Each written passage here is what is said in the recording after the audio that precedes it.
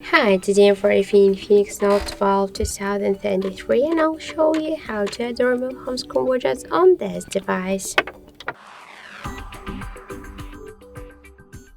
So to do that, we should hold for a while the empty space on our home screen and then tap on the widgets icon.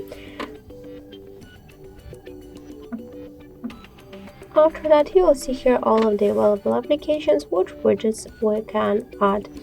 For example, let's use the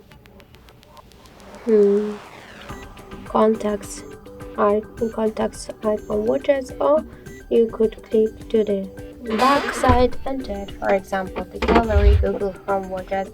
For example, let's use the calendar one. Just click once on the widget and now it's added successfully to our home screen.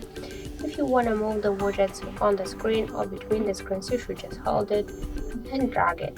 To resize it, just hold it and tap to resize icon, then we can make it bigger or smaller. And to remove it from our home screen, hold it and tap the remove icon.